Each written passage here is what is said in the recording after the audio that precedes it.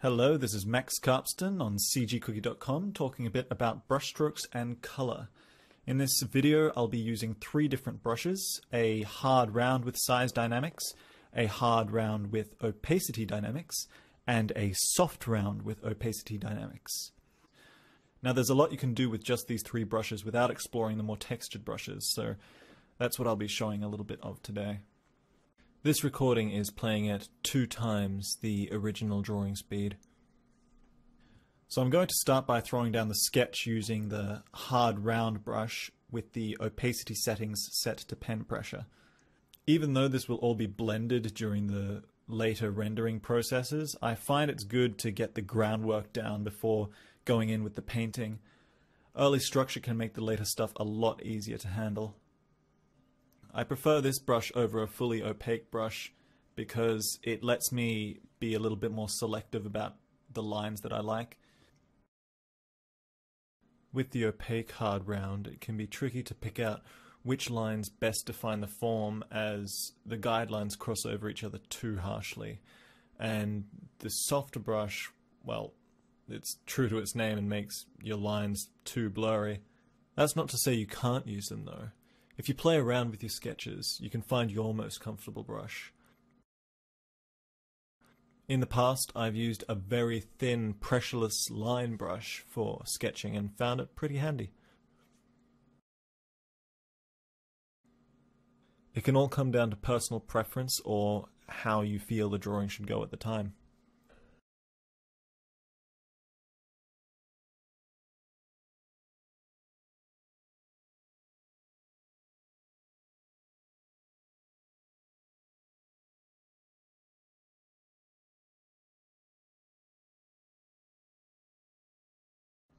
Flipping the image back and forth to check on any anatomical issues is very useful. Your eye can get too adjusted to looking at an image from one direction, so flipping it forces your eyes to readjust to the shapes and is easier to target inconsistencies. Just cleaning up all the excess sketch lines here.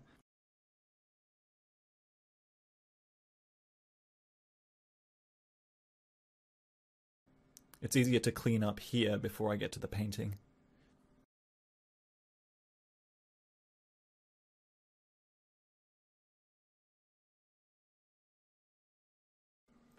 Now these three brushes that I've chosen, while not textured, are still very versatile. There's a lot you can do with texture brushes, but you'll be more effective if you understand how it all works under some limitations first.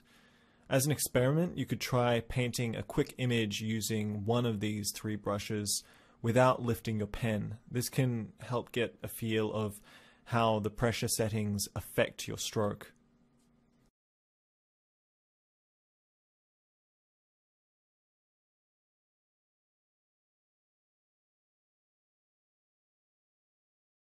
Coming in with my regular hard round brush, I'm laying in a flat color below the sketch. I'm choosing a hue that has strong independent value, which will make it a lot easier to shift into darker or lighter when I add light and shadow.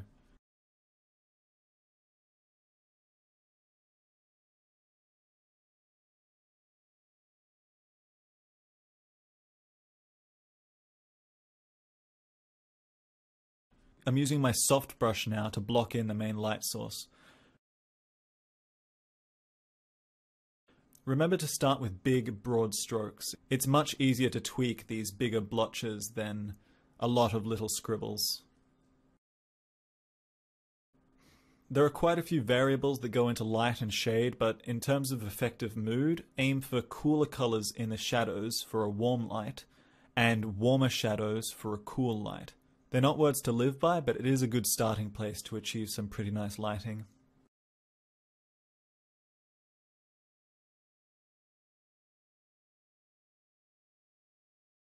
I'm keeping an eye out for the places where the least light would hit. Common areas are the nostril and the crevice between the eye and nose, and the contours of the ear. Below the bottom lip is also a common area for shadows, but it is also a susceptible spot for reflected light off the chin.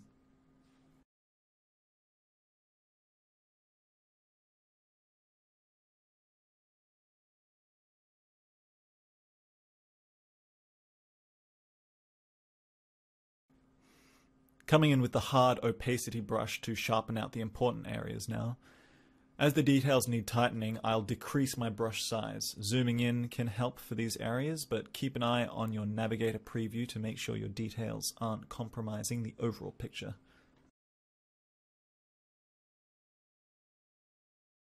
It's something to be mindful of, especially since the overall picture is what you'll be showing off, so everything has to work in relation to what it's partnered with.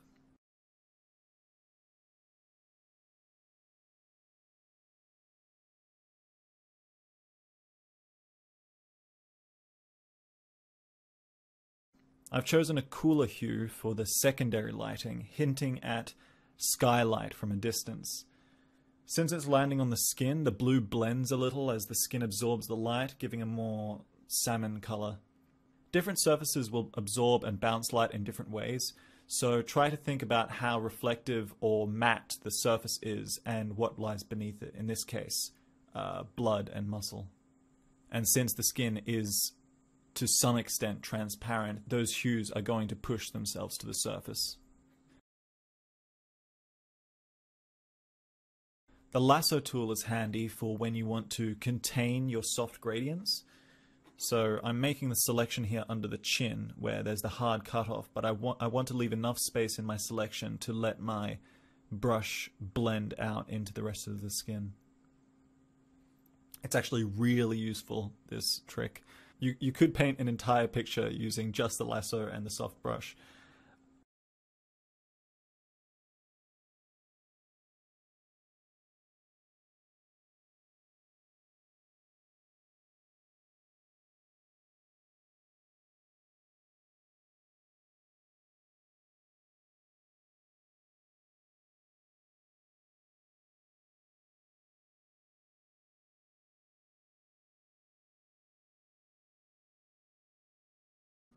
This stage of refining can get a little tedious, so try and get into the zone.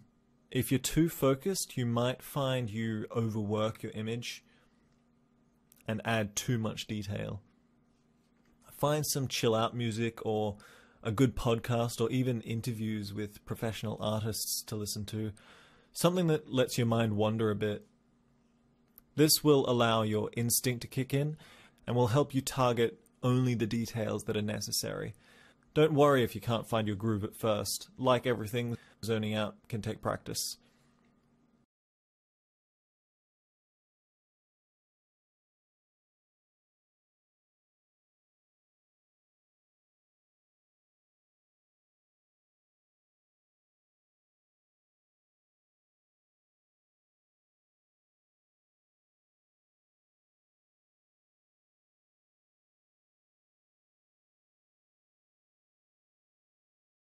Here's my favorite part of the process, painting over all the sketchy lines.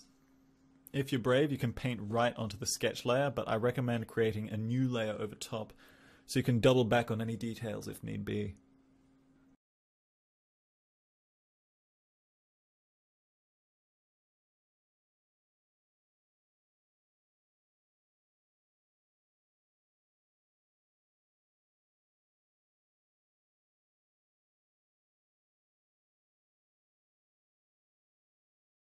And keep in mind that the eraser is a drawing tool as well. A lot of the time, removing content can be just as important as adding it. It's a bit like sculpting, where you're chipping and shaving away at something to achieve that final form. Not like a Dragon Ball Z final form, though.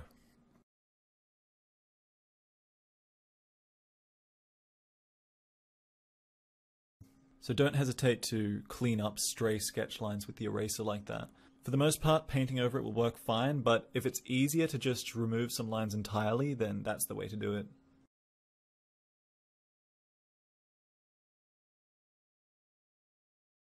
There are various ways you could go about removing the sketch.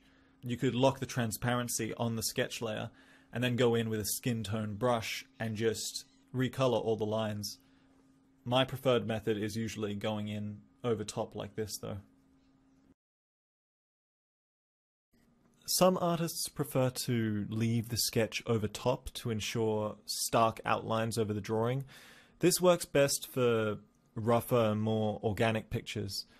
On the other end of the scale, you can work more on the early stages to get some really clean, refined line art.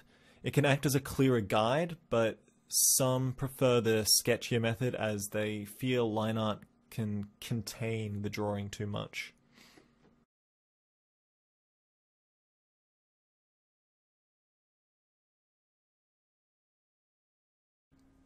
The details around the eyes is where the hard, opaque brush comes in handy. In real life, eyes are commonly the first point of focus for another person because they have a lot of movement and contrasting value and hue, which makes them pretty much the center of attention. So make sure to give extra care to clean lines and detail when painting them. Not always the case, of course. You have to think about what you're trying to tell the viewer with your image. If undetailed or hidden eyes are better for delivering the picture's story, then go with that.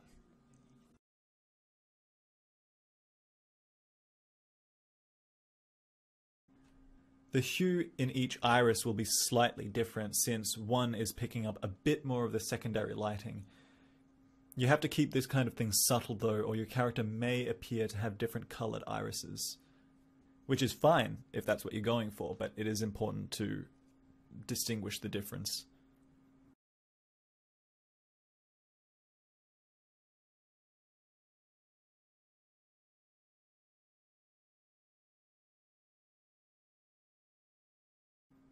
Once again, flipping the image to keep track of any slight hiccups I may have made along the way.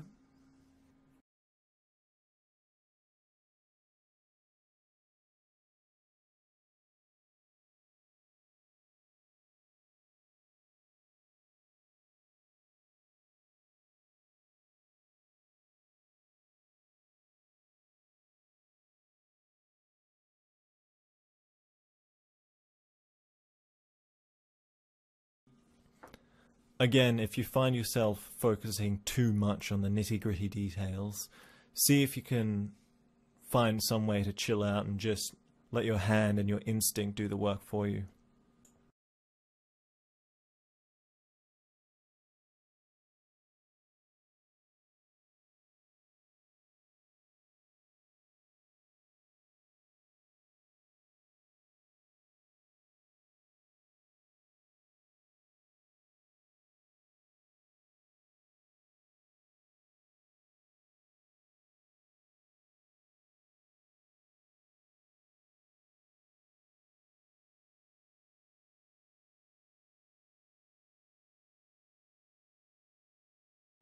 I'm adding a hint of red in the ear and nose and across the neck, where the skin is less thick and you can see more of the blood running beneath.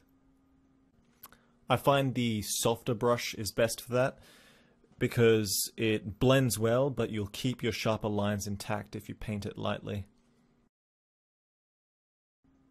Quick cleanup with that handy eraser.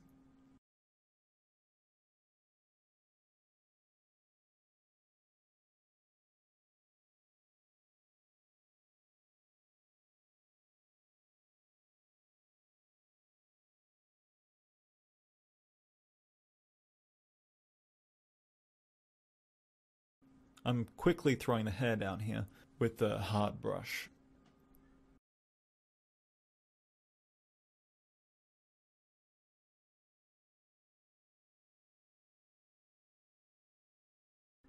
And then once again, starting relatively soft with my shading before going down to the sharper brush strokes.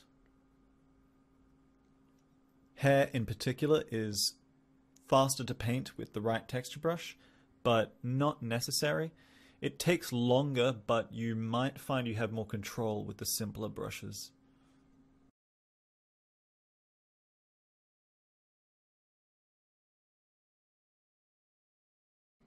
It's easy to paint too few or too many hair strokes, so like with the skin, blocking in with the shading is useful, but take your time with the smaller hair strokes.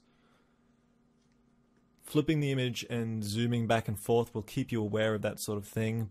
You could also try stepping away from your screen for a minute when you come back, reevaluate the strokes you've done so far, and if you're feeling like it looks too messy or not messy enough, then adjust to suit. Don't let crowded details or the lack of detail spoil the overall look.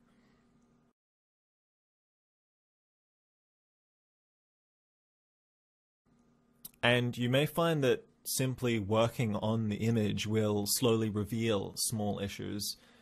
Just because you're in the later stages does not mean you can't make tweaks. It ain't done till it's done.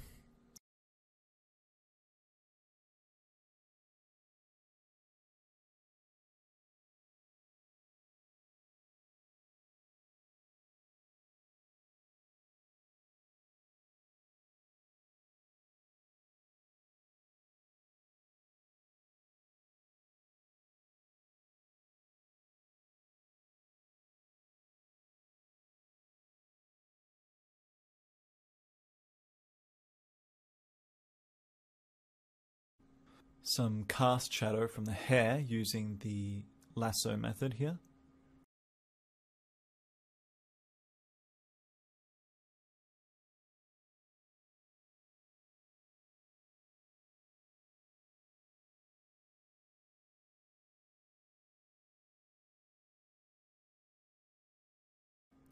And any smaller details that just help make the drawing pop some more, like further highlights in the eyes. There are the windows to the soul.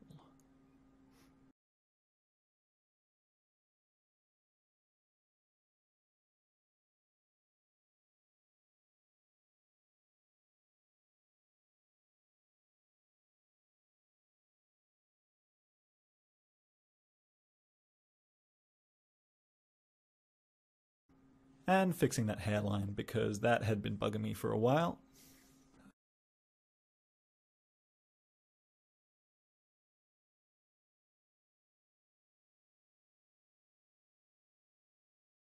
There we go.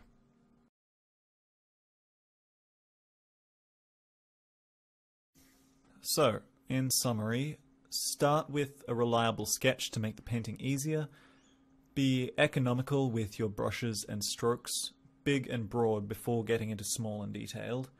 Warm lights work well with cool shading, and vice versa. Think about what surfaces your light sources are hitting and how they'll reflect or absorb that light. Make good use of the eraser and the lasso selection. They are very flexible refining tools. Detail is important, but don't go too crazy with it. You can say a lot with a little, and a lot of the time that's the way to go. This was Max Karpsten on cgcookie.com. Thanks for checking it out. Bye.